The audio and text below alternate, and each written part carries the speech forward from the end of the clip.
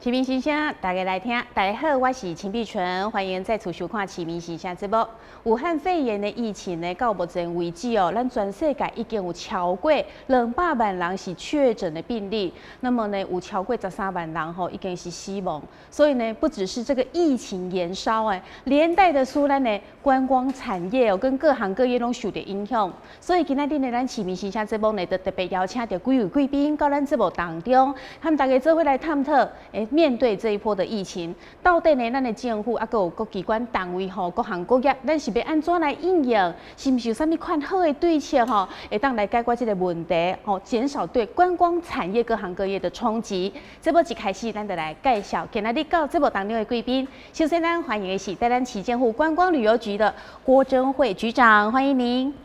主持人，我咱乡亲朋友大家好，我是台南市政府观光旅游局的局长。我是郭珍惠。好，欢迎局长。接下来为大家介绍的是劳动部劳动力发展署云嘉南分署的许惠香副分署长，欢迎您。主持人好，各位观众朋友，大家好。好。接下来介绍的是台南市观光协会尤一峰理事长。各位乡亲大家好，我是台南市观光协会理事长尤一峰。好，欢迎。好，最后这一位呢是台南复兴大饭店的执行副总，那同时呢，他也是南开科大的系主任休闲事业观光系的系主任，代表2个身份，今天到我们节目当中，我们来欢迎林柏宏副教授。主持人晚安，各位观众晚安。好，欢迎欢迎4位来宾那么呢，面对这一波的疫情，其实呢，到底对我们的观光产业有没有影响？其实一般民众看这个电视、看新闻的，大家讲哇，影响真的是很大。那实际上呢，我们这几位贵宾呢，他们其实这个感受会更加深，因为他们面对很多民众可能在跟他们讲一些观光的问题啦、产业的问题，然后这怎么办呢？我们来听听看说，他们听到到底有哪些心声？那目前在台南市受到这一波疫情的影响，我们观光到底是怎么样呢？台南市我想有一点较庆幸的就是讲，过去我们在这个团客的部分相对是比较少啦，所以团客较少咱第一波受到冲击的其实就是团客没有办法进来这件事情，所以最严重的其实受伤到这样是受伤上严重的就是咱的旅行社，旅行社来咧，咱这阵慢慢2月3月，还有一寡人更加出来佚佗随着疫情的那个节奏增温导致咱一寡咱过来的旅游咱遮的散客，家己塞车的，还是讲坐咱的大众运输过来台南佚佗的，咱遮的乡亲朋友都唔敢出门啦。所以就是我们常在看就是说，第一波2月、3月，其实受伤最重的是旅行社，来的是咱的遮的饭店各行各业因为其实伫咧时机较歹的时阵第一个被人家那个先舍弃的，一定就是休闲娱乐啦，所以在这边也是跟大家分享，就是说咱咧一路我对2月3号我来接任这个观光局了后我讲我从2月3号开始上任就开始抗疫到现在那也很感谢我们的黄市长那黄市长其实他都一直要求我们要超前部署到降息。我想现场其实也有我们旅行社我们的那个观光的一些相关产业的业者也可以来跟大家分享到目前为止，我相信到3月底、4月初这段时间还算相对跟其他城市来比咱个算还可以。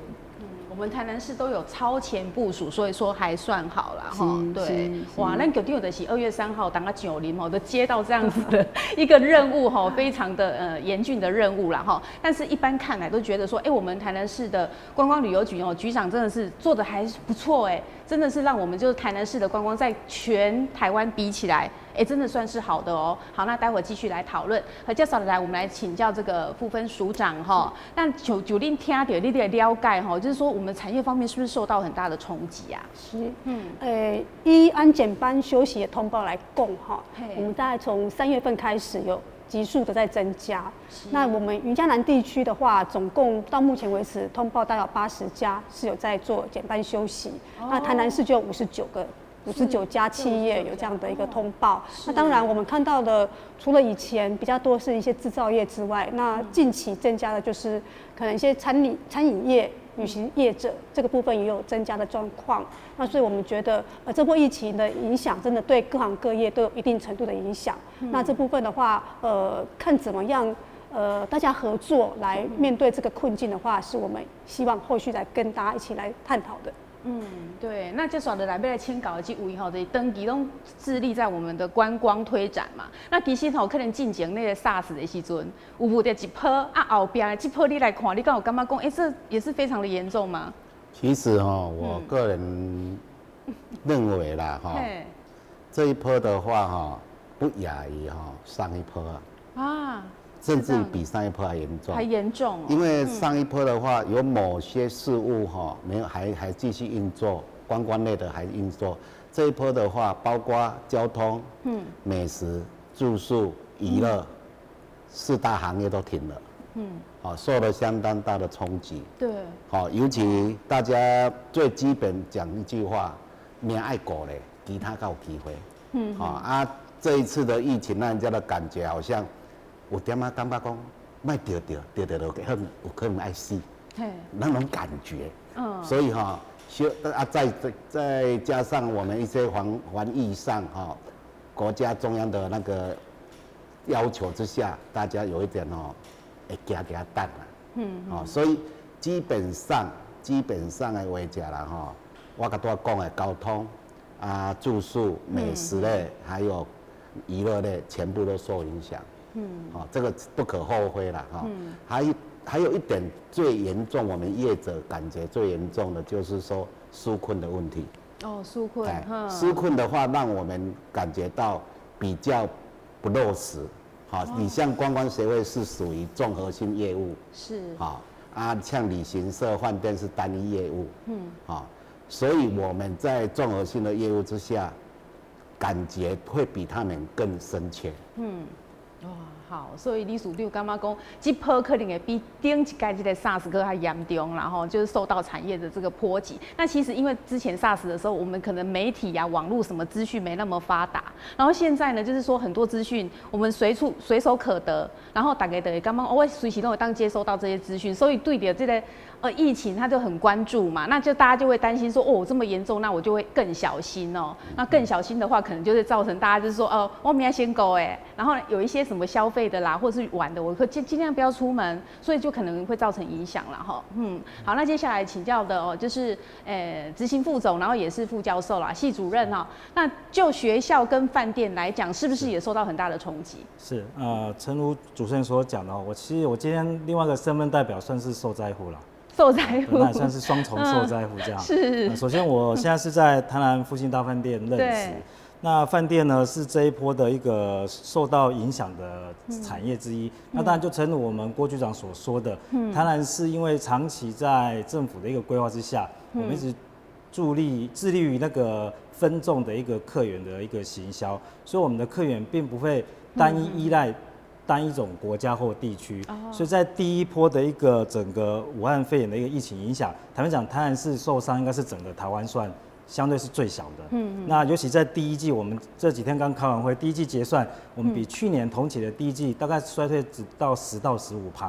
那原因是因为我们的客源比较多元化，我们对英镑的依赖不是只有单一的陆客，我们有东南亚，我们有港澳，有日本，所以在第一波，尤其在过年前后，主要是管制陆客的一个来台，所以我们的冲击就比较小。再来，我们有非常高比重是放在商务客跟国民旅游还有自由行。那这一波呢，大概是在3月到4月才开始受到一个影响，所以呢，基本上我们有受到冲击，但我们还有充分的准备可以去因应现在已经开始进行了第2季的一个。我们称之为窒息式的一个归零就是整个那个业绩萎缩，大概在第2季会有比较大的一个产生，对。但是好处可以庆幸就是说我们有比较长的时间做充分的一个准备，对。那自己在学校另外一个受灾，就是因为学校都跟观光产业有做一些建教合作，那其实现在我们观光产业也大量依赖学校的一个实习生一个来源，那坦白讲以这一波我们在做人力因应的一个过程中，首先第一个影响的话，从业人员是我们所谓的 PT 工读生，第二波就是实习生，那第三波考量就会进入正职的一个人员的一个精简，所以学校也是另类的一个受灾的一个对象之一。对，哇，所以咱第一阶段的听到这个可能各个代表呢讲出，确实就是说这一波的武汉肺炎的疫情呢，真的有影响到我们很多的产业啦哈。然后另外要请教局长，说日前我们清明连假的时候，然后那个时候呢，我们台南竟然有3个地方被列为哇，这个国家细胞简讯说哦，那个所在危险啦吼，给你惊喜讲唔通去啦，这个造成是不是后续影响到我们台南的观光？那我们知道说台南市政府一直说，我们对抗武汉肺炎要自己让自己身体健康啊，我们要多多的走出户外，对不对？那现在是这样子的话，这一次这个事件，你是不是觉得说，是不是中央跟地方不同调？也借这个机会跟各位观众朋友报告说实在话，这个在清明连假的时阵我们被发布了这个全台湾11个景点里面，其实我们是入围了4个3+1。这3个景点再加一个饭店再加的，对，再加一个饭店这也是全台首创啊。我其实乐观的想我的讲这就是国家帮咱免费做功课为什么要讲呢？因为说实在话，我们的虎头皮、我们的乌山头水库，甚至我们的关子岭，这3个地方加起来，总共的面积大概快2000公顷如果我们以一个人的半径2公尺来看大概1公顷至少2000个人在里面没有问题。更何况我们看的数字，在发布细胞简讯的当天我们的数字是全天统计下来不到5000人，这3个地方加起来，也就是说，其实红金窟是安尼嘛，人来人去嘛，对啊，根本没讲饭店。我刚刚还加了，其实不到5000人还加了饭店哇，所以其实我们是觉得蛮无奈也蛮无辜的。对，那我在第一时间我收到这个通知我就马上跟中央来做一个请教他们的意思是说那这是一个善意的提醒，主要是要担心这个垦丁大街人来人去拢无挂口罩，无挂喙染惊讲遐个外国话足济，怕会有那个传染的风险，倒不是说有什么状况啦。我讲讲无奈的一点就是讲我们其实自主管理做得非常的好了，包含说4月1号开始市长就已经要求所有在台南的古迹甲这个红金窟一定要做一个工课，就是咱实名登记啦，实名制第二件就是讲我们的社交距离的要求，我们进去到景区里面，如果是户外的空间，一定要保持1公尺。那如果是那个室内的空间的话，都要1.5公尺。像我们今天这样示范对。所以这个就是再者就是说，我们甚至还要求业者，就是我们要进去，我们在那个虎头皮甚至那是我们自己台南市政府所管辖的我们还要求进去虎头皮的民众要戴口罩其实一开始在实施的时候，大家是很不习惯的，因为伊感觉讲我特别来深呼吸的你大家叫我看嘴我特别来，我都一个人伫遐远我也无和别人甲做伙，对啊，通我行做伙拢我的亲戚好朋友我为什么要挂口罩？可是我觉得我们台湾有一件事情，我觉得非常庆幸的，就是说民众我们跟他解释了，他也能理解他的愿意所以。我讲这届咱的武汉肺炎，为什么能够因为抗疫我们这个防疫成功在全世界我们都得到了很好的名声我说这真的要非常感谢，当然就是我们的指挥中心还有我们的全台湾，我们所有的我们的台湾的民众们大家跟着政府的政策那一起来做防疫，所以咱咱伫清明年假的时阵咱拜托咱的这乡亲朋友里面爱挂喙染大家拢有挂我们而且量测体温这个是一定跑不掉的我们还更高规格我们是37度就不让你进去了人家是37.5。对为什么？因为咱户外嘛户外惊讲风若是吹的体温会较低所以我们也不是说你一个牛37度就无互你入去阮会互你3道的机会至少给你几次如果真的没有办法很抱歉也不能让你进去所以我们常在讲就是说咱我们不要等别人来打我们嘴巴，我们先自打嘴巴讲安尼自我要求嘛是叫互人来甲咱要求这是我第一时间吼，我甲市长报告的时阵，市长嘛感觉讲，哎呀真奇怪呢，啊，甲中央安尼请教，中央就讲这是善意提醒，啊，就看吼那个听说是手机的讯号比较多啦，啊，我是咧怀疑讲，敢会是哦，因为有时候手机讯号会飘嘛，对，三角定位点，啊，也有可能哦，它是在飘啊，或者是说塞车路段，他就看到它密密麻麻很密集哦，会不会也是一个点，还是？迄几个所在拢有迄个蒙阿波嘛，啊也有一些大家会去扫墓，会不会是因为这样子我们变一个热点哦？我们是无从考究哦。但是，市长连着好几天，他都在媒体上面哦，很柔性的去跟中央来做一个呼吁哦，就是说，是不是可以请中央跟我们讲一个标准？好，那公告给我们一个标准，因为其实相对的这些防疫的措施，关东者啊嘛，比如说保持社交距离啦，好戴口罩啦，还是讲量测体温呐，哦这些等等的我们都做了啊，都做了，那剩下的我们还要注意什么啊？这是我们地方政府哦，我们需要中央来搞阮，好阮一寡积德，我们才能够根据这样的一个guideline哦，开始当来做一个较好的安排啦。对，所以。我得甲阮我其实为着这届吼，咱进入这个11经典哦。有那有议员第一时间就打电话来讲，啊，曾慧局长，啊，曾慧，啊，为什么咱会被列入啊？我讲，这就是吼，人看咱台人伤情啊啦，要给咱红上加红啦，没有染疫啦，因为有的议员也不了解，他以为公布的就是染疫的。我说没有，咱台人到降息吼，爱甲大家报告，咱到降息14例尔，14例。它全部都是境外一路，哦，是，好，来台人做安全的。啊，毋过咱嘛袂当因为安全，咱得放生伊哦，因为咱毋知影咱接触的人是啥嘛，不知道，所以防疫这件事是持续不中断的。啊，也因为这样子哈，我也在这里也要再次呼吁哦，并不是因为这些地方有染疫，还是讲家有确诊的病例，还是讲有接触者拢无，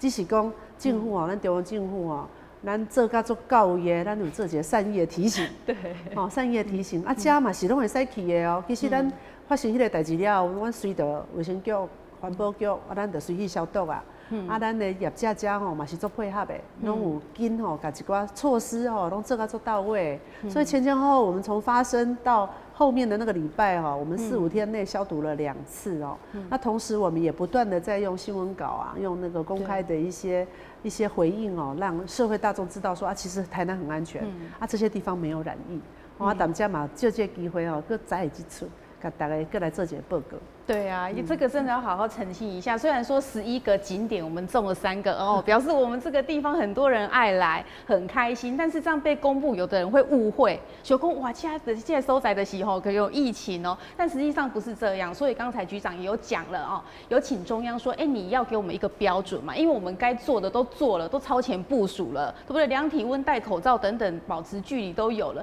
你不能这样子一公布，然后有些人搞不太清楚，他就以为我们真的台南哦这3个景点真的有问题耶，所以其实不是这样子的，还是鼓励大家可以出游，但是做好戴口罩、量体温，然后保持距离。像我们今天的座位还特别真的有隔开1.5公尺。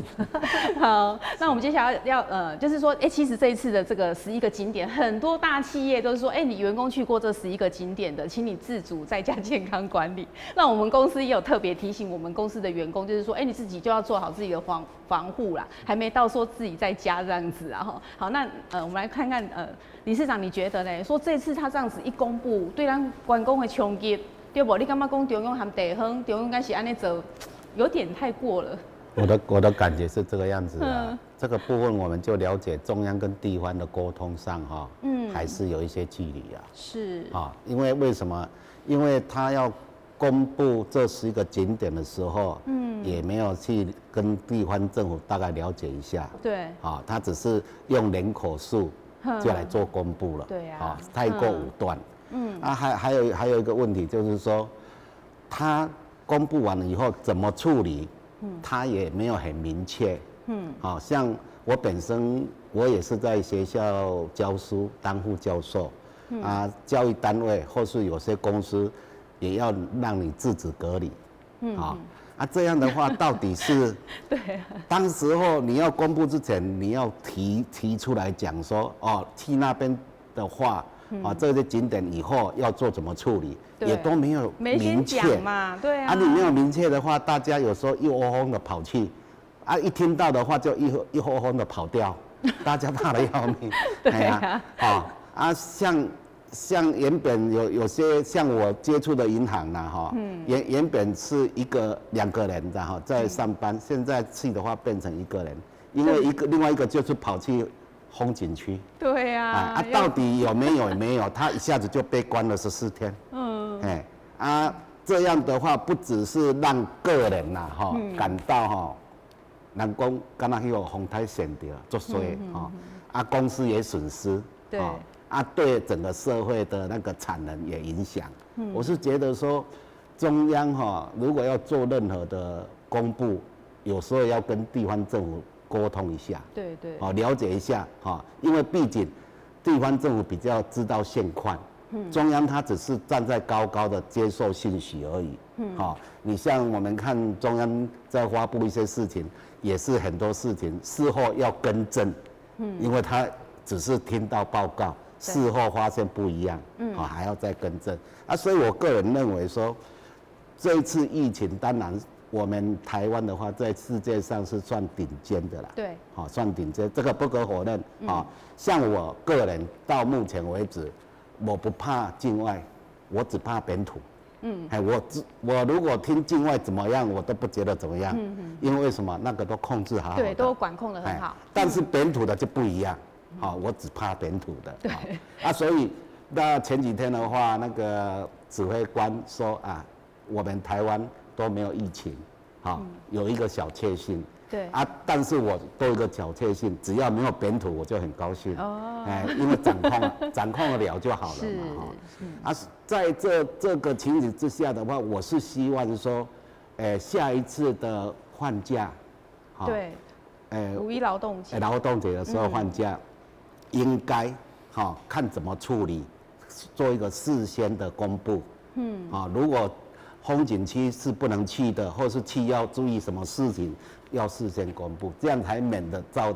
造成人心惶惶的。对，好，那我们刚刚有讲到说，可能就是说，发生这样的事情啊，然后有一些企业他就说，请员工要在家自主健康管理。那甚至说这一波的疫情也影响到很多产业这些完工可能的是工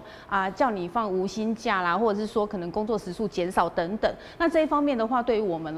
这些企业、这些员工这些劳工朋友们呢，是不是有什么样的补助，或是有什么样的方法可以协助他们度过这一波的疫情？是，看起来就是要我回答。是的。谢谢，我有准备我的道具。对，谢谢主任的提问那其实我们真的都希望说大家一起来度过这一次的一个困难那我们都希望说企业主跟劳工共同努力，不要让劳工走到被资遣这样的一个部分去。所以我们会有很多措施是在协助这些减班休息的劳工，那就是说我可能减少了休息的时间内，那我是不是可以多充实自己，去做一些学习？对。那时候我们最先推出来的计划就是充电再出发这个计划。是。那我们希望说，这些企业它那个如果说因为的确各行各业都受到影响，那在你减班休息超过每周超过16小时，每2周超过16小时的时候，那你可以利用这个时间让员工来做一些训练。那我们会补助我们训练的单位，像这些企业，你们的一个办训的费用，最高补助到350万。是。那这些来参训的劳工，我们也补助他一些津贴，每小时是158元，那最高可以补助到120元。就是希望说，企业跟劳工共同来因应这样的困境。那我们透过这段休息的时间，能够在我们的相关的知识上更充实，所以鼓励企业来办训。那假设说企业单位您的可能规模没那么大，那比较没有办法帮劳工来办训的话，我们也可以鼓励劳工到我们的就业中心，或是到我们分署这边相关的课程来上课，我们一样可以补助相关的津贴。那大概这是我们对这个减班事业劳工的部分的一个补助的方式。那当然还有其他的作业方式，还有我们针对比较。对啊，大家都想说，这个时候可以充电更好。是，充电我们是最鼓励的，就是在利用我们在工作岗位上还可以，刚好今天没有上班，我就来上课。那另外一种就是说，可能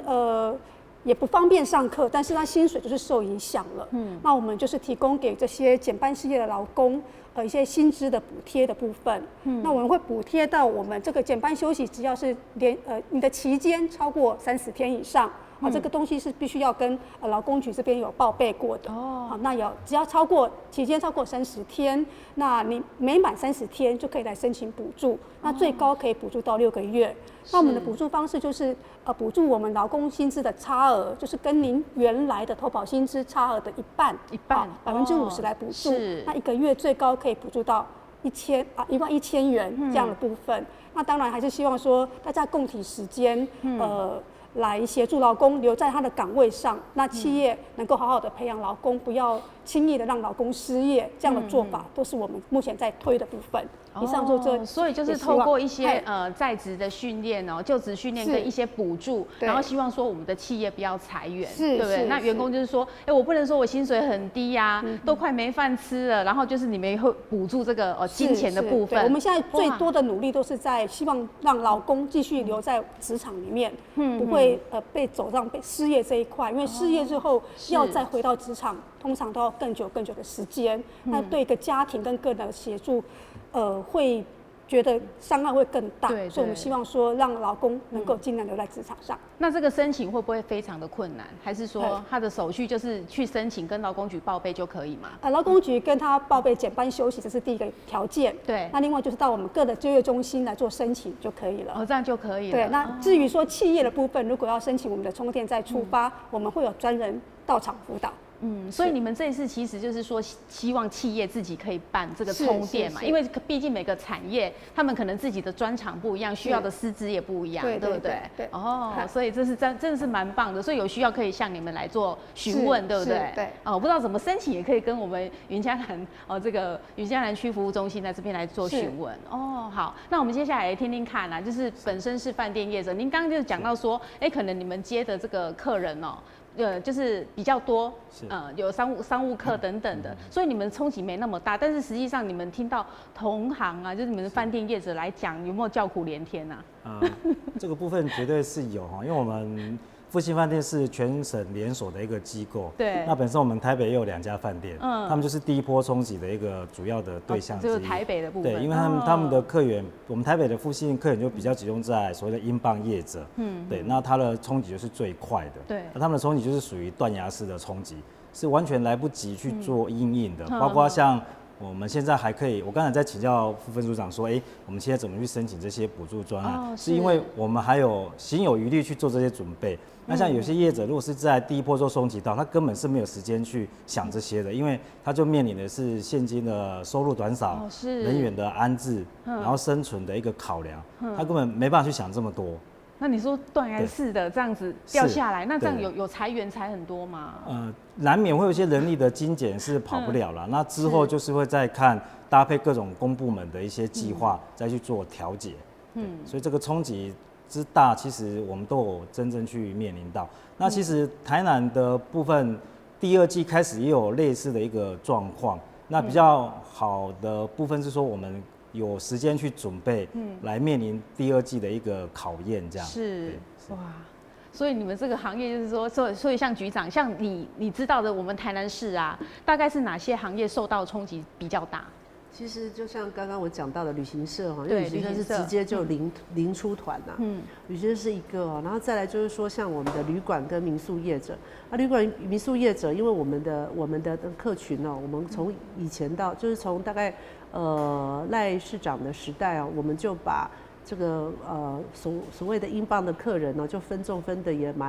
蛮平均的不是只有一种国家别那再来就是说，我们还有国内的旅游的旅客，台南一直都是国旅的最佳的选择地台湾有几个地方都还蛮热门，像我们台南啊、屏东跟花莲、台东那因为可及性的问题就台南比较好到嘛台北人来近近做方便呢，对，所以其实台南一直都是国旅的一个热门地点那所以我们其实在2、3月那时候疫情还没有这么紧张的时候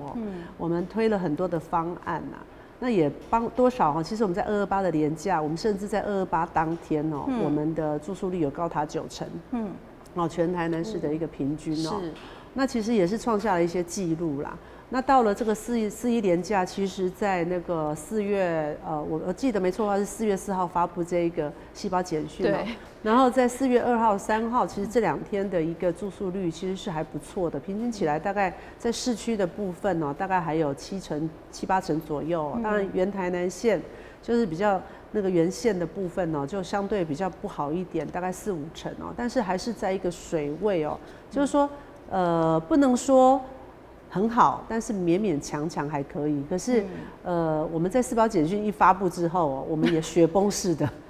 是哦，是真的雪崩式的。我相信复兴也有感受到，我们那个简讯一出来，其实我们很多业者就打电话来跟我讲说，局长爱想办法啦，啊，无好人拢打电话来退榜啦，都不要来了，本来说要来的不要来了。我说，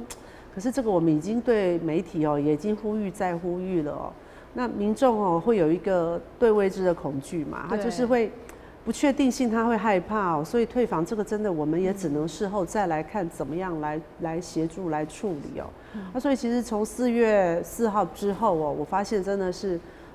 很严峻呐，特别是在平日的时候，那些商业的活动哦，包含说像餐厅的业者，餐厅的业者其实受伤也蛮重的，特别从3月份就开始。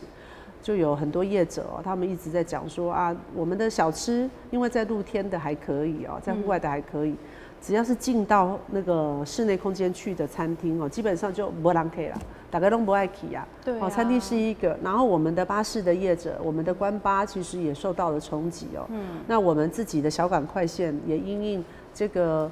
小港机场已经几乎没有飞机了哈，从1天1000多哦，突然就从那个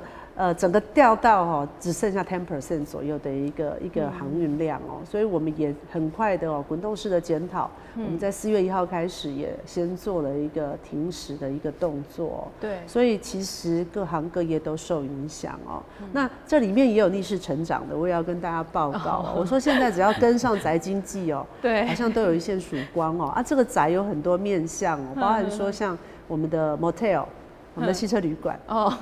反而逆势成长，因为它进去之后，它路线很单一嘛，进去了就是那一栋，又是独立的车子进去，然后直接上去楼上。是，所以我们的旅客哦，我们的游客，因为很多都自家车来嘛，所以最近哦，听说那个卖车的哦，也是卖得很开心，因为就突然大家都要自家车，大家都要开车来，不想坐那个公共的运输，不想要坐公共的运输，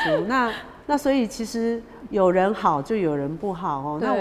我在这边也是跟大家分享就是说我们怎么样去做一个变通哦，像我们饭店的业者，我们也是鼓励他们做一些外带餐啦，或外送餐啦。那我们也做了那个安心的标章、安心的宣言哦，邀请大家一起来参与哦。那形态的改变哦，我说现在是手指经济哦，动动手指头，点点这点点那，餐就来了哈。然后要去哪里也很轻松哦。所以。换句话讲哦，我们其实还是会继续跟大家去分享说，其实台南哦，它有很多景点，它其实相对是空旷的，还是可以来，只是说你必须要做好你的自我的健康的管理，以及我们的防疫的这样的一个要求。对，所以其实只要做得好，你不能说完全都没要出门嘛，你大家拢不伫咧厝内，有时阵我干嘛会破病呢？好，那刚局长有讲到了哈，就是说，我们那这一波就是清明连假，然后细胞简讯一发布，是不是你们饭店业者也会有接到相关的电话，然后真的是有这个发现说，真的生意有掉这个顺便分享一个小故事啊，那也跟我的同事做个道歉，这样。这样。怎么说？就是因为我们清明年假真的，诚如局长所讲，整个泰安市的观光呈现非常的一个良好，包括我们住宿都很不错，所以我们也期待，那是不是民众的旅游信心有做一个恢复？那我们也期待下一个假日的一个呈现。那在这个简讯发送之后呢，就出现订单是停滞的。那我就跟我的人员讲说，那你们要赶快做一些晚鸟啊，做一些 OTA 的促销啊。我说你们要赶快做，他们说好就做了。结果结算之后，那个订单的数字是个位数，我就骂他们说，来恁讲你拢无咧做，这个时机较歹，跟这行我拢无人要做，他们就默默说。副总有，我们很认真去放，但是没有聊定。因为这整个需求是，就我们讲就窒息了。那这个窒息绝对受到这样的一个氛围的一个影响，因为就像理事长讲的，惊嘛，佚佗不是必要的物件我可以把它摆在比较后端。那大家讲啊，现在有一种氛围，就是说这大家讲成这样，你出去玩是一种过错。哇！你出去佚佗，哦啊新闻报讲你搁出去佚佗，啊你这一定有问题，你破坏防疫啦，那个缺口就是你的产生，有点变成是一种原罪，那大家就会怕。那当然防疫至上这个我们绝对没有去挑战它啦，只是我个人觉得说，因为我们未来还有不断的假期要产生，比如说即将接近的5一连假，那坦白讲6日也是假，那很快会有端午连假。那其实我们现在旅宿业者最期待是暑假的反弹。其实今年大概暑假是个关键，如果暑假整个旅游需求没有反弹，今年度大概就差不多了。因为暑假是一个最大的关键，因为放假，所以需求最大。那大家也闷了半年了，那如果到时候还没有反弹需求出来，大概我就会悲观去看待今年的国旅市场就会呈现很悲观的状态。那可是这个氛围如果一直持续下去，那有可能影响到暑假。对。那所以我个人认为说，应该是用防范取代禁止啦，用安心来取代恐惧，更完整的一个防疫措施来教导人们旅游规范，而不是去禁止人们旅游。就像说，去餐厅吃饭，有可能会有一些疫情影响，那你不能禁止人们吃饭。对、我开始会有一些方案，比如说梅花座啦、隔板，我觉得这个是应该应用在旅游这样的一个规范上，这样会比较对防疫的一个维护跟观光经济的冲击，可以得到一个比较中庸的一个做法。那像局长也知道，其实我们在2月份整个旅宿业者，我们的防疫措施是超前部署啦。坦白讲那时候什么都怕，饭店业最怕啦，因为我们柜台同仁呢，我们大概过完年之后，我们每天会接到5到10个同仁要离职。说副总，我好害怕。我说你在怕什么？我每天要接待100-200个客人，我当然怕。对啊。对，我说你怕什么？感染几率太高。对，我说怕我们把它做好啊。我该做量体温，我们大概在农历年后我们就开始进行量体温。真的是很早。量体温、消毒，然后我们就开始叫业者来做全馆消毒。以前的消毒大概是2个月做一次，我们大概是2个礼拜做一次。那比如说我们有接到一些宴席前消毒，宴席后消毒，甚至我们做到呢，宴席只要5桌以上实名制。以前没有买钱去吃饭，应该没有登记说谁来吃饭，5桌50个就来吃饭，就50个说没有，现在就是实名制。我们要求承办的店家你要提供与会名单，我们都已经做到这个了，所以其实反而旅宿业者应该是最安全的，我们都这样自诩啦，因为我们自己也会怕，我们自己怕，我们就会做得更好。包括那个房间，大概我都说再消毒下去那些里面就是变最安全，都快变无尘室了这样子对，所以大概我们的做法是，我们都倾向于说，不要用禁止，不要用恐惧来取代这样的一个防范，而应该是用更良好。我举一个例子，像大家遇到连假都很怕一件事叫塞车，上高速公路，所以呢，高速公路局就有一个叫做 APP， 你可以从 APP 看到那个整个交流道、整个高速公路哪边是红色，哪些橘色，那你去做一些上高速公路的一个参考。那其实这个也可以用在这种游客旅游区的一个参考。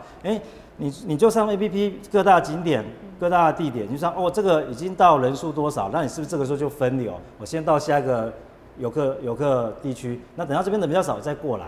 而不是说就不要去，不是发细胞说这做回样。安尼可能会更加好一点，对吧？对啊。我觉得这个技术应该不难嘛像我们现在要出门，只要连下出门上高速第一件事不会拱开车，先上网看，先用 APP 看今晚交流道塞车，那先等一下好了，我假几辆挖过来去就好啊。就这样的，这样就可以分散一点。那我们就可以把导入嘛，我就像说，我现在要来台南，现在关子岭好像人多一点了，那我就先绕过关子岭嘛，我到东山去吃鸭头啊。吃完鸭头，关子岭可能某个时段人比较少，因为不可能跟24点钟可以满啦。我就薪水可能要加一倍啊一定会有人流来来往往。然后等到人比较少，我再绕回去泡温泉嘛。泡温泉，我再进来玉井假酸呀，然后再进来市区住饭店。这样是不是比较有效的告知游客说安心的出游？那导入科技，我的建议是用这种方法来教导怎么样安心出游，会比恐惧跟防禁止会再好一点点。对，真的就是说你不要这样子一讲要随便公布了，公布以后影响到大家，对不对？那像我们云嘉南分署这边啊，就是一样是有在开课嘛，对不对？那其实像你们在上课的时候，那个现在距离是不是也都有拉远？是，其实我们不管是在就业协助的征才活动，以及在职业训练的课程，都一直在进行当中。但是我们就会用规模比较小的方式去进行。比方说我的征才活动，可能我就不会办那个大型的博览会，但是我还是会为厂商来办他特别量身定做的一个征才活动，或是比较小规模来办理。那会要求拜托我们的求职者能够配合相关防疫措施，包括量体温、戴口罩等等的这个部分，或是说自己的健康声明这个部分要自己来做。那当然，对于职训课程的部分，我们也想很多要去因应的部分，因为也很担心会有群聚感染的部分，因为每天都在上课，所以我们的要求是比照学校，比照学校高中的相关的要求的部分，包括我目前已经要求我们这边至少社交距离在室内要1.5公尺或者1公尺这个部分。那当然有的地方比较困难办到，就是要全程戴口罩。那这部分我们尽量来做，包括有些可以隔起来的空间，或是说人跟人之间距离用一些隔板稍微隔一下的部分，我们都有这样来进行。那我们也要求我们的委办单位跟一些补助办理的单位，像理事长他们就会被我们要求，你还是要有社交安全距离的维护，以及相关的防疫计划都要去配合。那这个部分我们希望是透过各种的方法，能够保障在室内上课的安全，以及相关活动的时候，相关要努力做到的防疫措施，我们还是会因应。但是该给民众充电的，该给民众找工作的，会持续进行。对，所以讲到这个，前几天新闻就有报道说有一间那个炒羊肉嘛，一般大家不是都坐得很近嘛，然后生意变得很差，结果他就老板自己用2000块去做了隔板以后，哇，生意强棍是之前的很多倍，所以其实就动个脑筋来自己做好这个防护的措施，那可能民众也会想要去吃啊，对不对？好，那个就刚分署长有讲，所以你们各项课程其实包括什么做面包什么之类的课程，还是有继续办嘛？基本上的话，目前那就是在进行中的课程啦，还是继续在办。对但是有一个部分就是后面新的课程招生方面对，包括是失业训练啦、在职的啦有一点影响了，因为大家怕群聚嘛。对，所以大家会有点想说，我现在先不要去上课，会这样。对，因为为什么？因为我们的课程里面有2大类嘛，一个是学科，一个是术科嘛。学科的话就是坐在桌上听讲嘛。对，所以它基本上有些梅花座啦、隔板什么都可以进行嘛。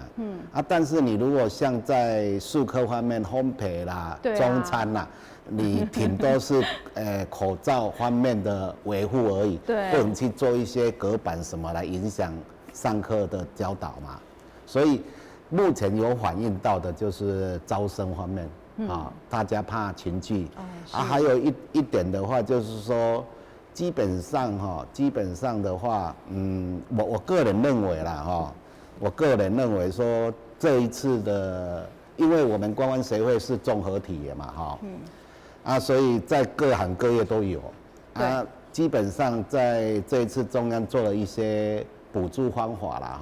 我是觉得有一点各自发挥啦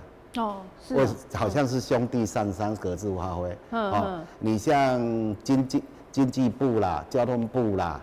各部会各级处啦他只做他个人的事务，不考虑到联合性。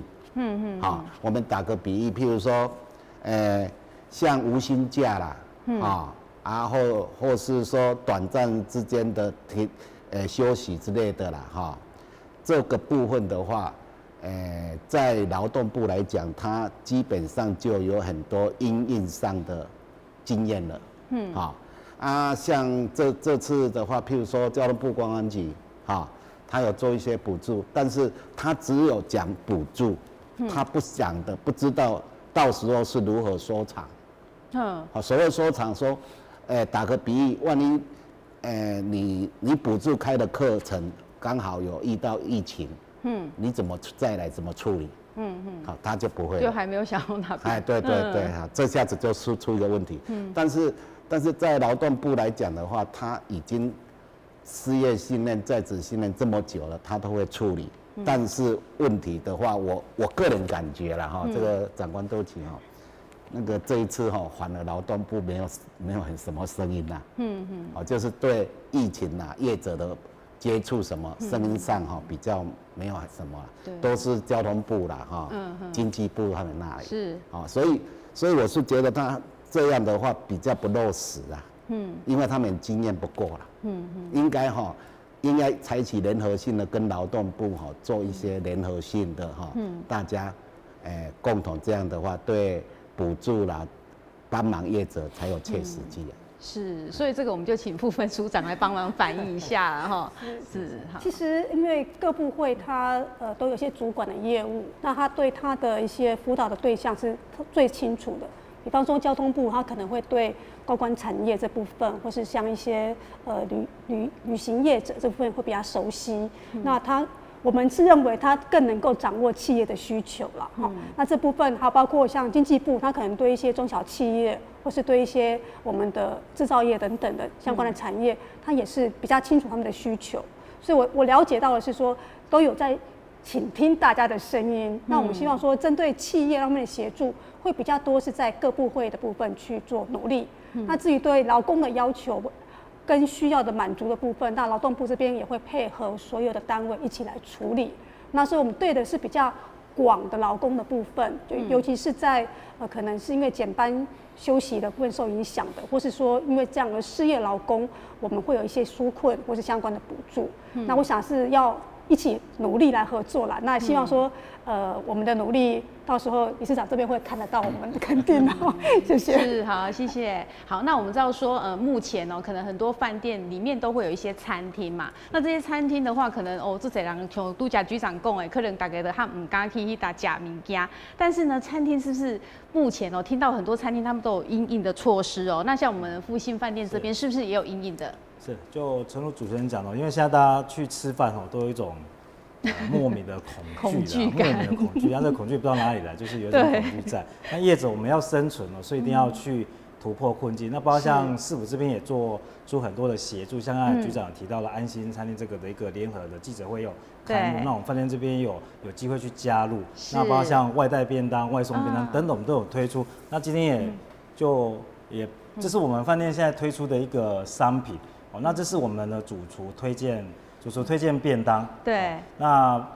非常的平价大概是150元就可以享受到星级饭店的一个美食。哇，看起来很好吃。对，那只要消费满了呢，就可以直接送到我们的一个指定的地点。可以直接订，是完全都不用出门，而且不是那种什么冷冻的啊，什么微波，不是，是师傅每天现做的。现做的。对，所以这个也跟师傅沟通很久坦白讲，这些主厨平常因为我讲我一道拢1万2万在煮你给我一个便当150块，你给我煮便当啊，这是浪费我的才能啊！是啊，这沟通就不会差不多撒开互砍了，再砍你的做这样子我们也跟他讲这没办法，因为理事长刚刚有提到17年前的 SARS 很严重。那我个人也遇过 SARS 我遇过 SARS 的一个经验。那时候我17年前刚好进入饭店产业那时候我也经历到 SARS 对饭店产业的一个冲击。那个时候第一次出现那种主厨便当在饭店门口做销售的动作，那现在有点转变就把它变成宅配或宅送到我们那个客人的手上那这是不得不的一个做法。那多少对业绩会有一些提升，但基本上不是赚钱一个是稳定员工的一个心情，因为有时候这些师傅平常无因惯习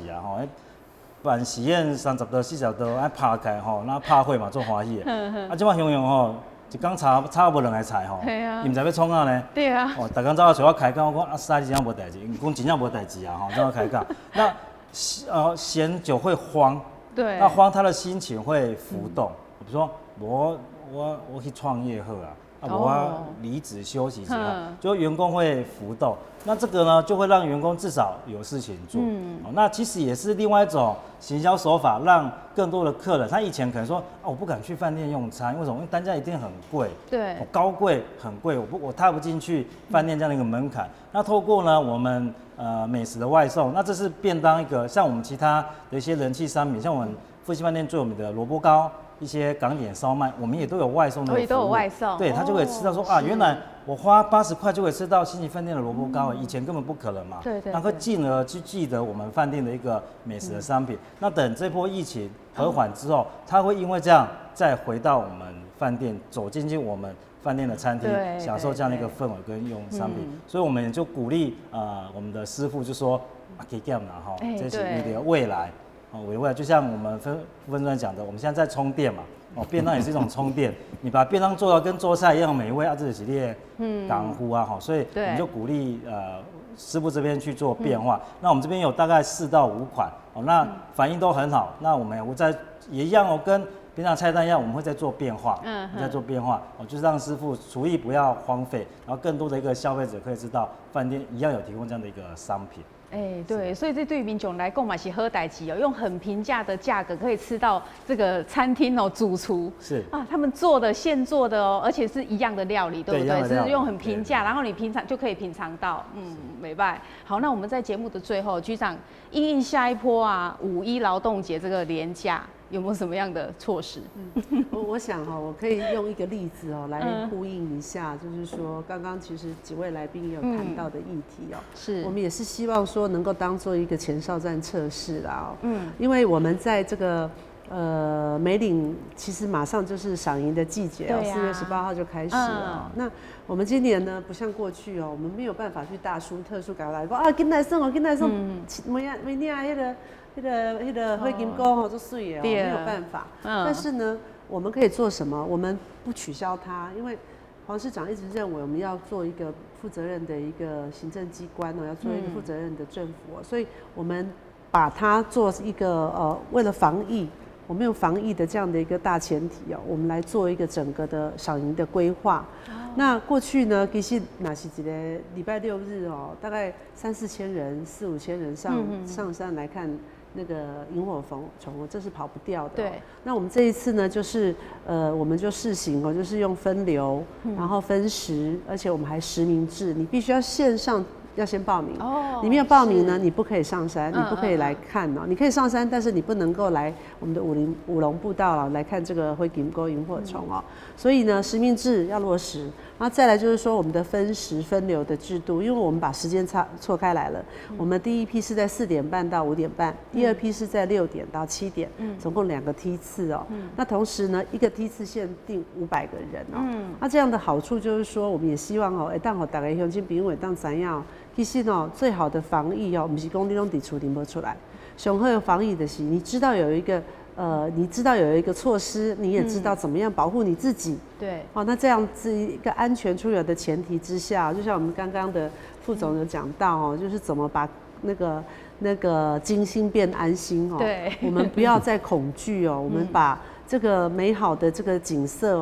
我们还是可以在有限制、有规范的一个前提之下。那大家可以上山那像我们还在现场为了要让大家可以有勤洗手所以我们除了量额温这是必然要做的，量额温然后这个酒精消毒同时我们还增设了水塔，让大家随时都可以来做消毒的一个动作，现在洗手的一个消毒的清消的动作所以像这些方方面面，也就是希望能够让大家知道，有限度的管制是为了大家好。那在防疫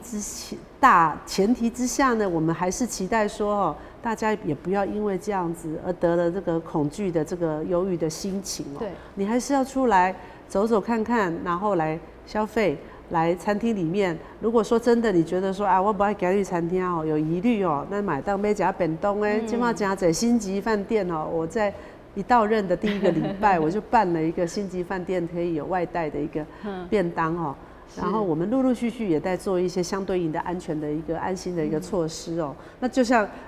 各位提到的其实就是一个规范，我们把它讲清楚、谈明白了，大家要去，不管要去对对，我相信应该都是要很安心、很有信心的，可以来做一些适度的做一些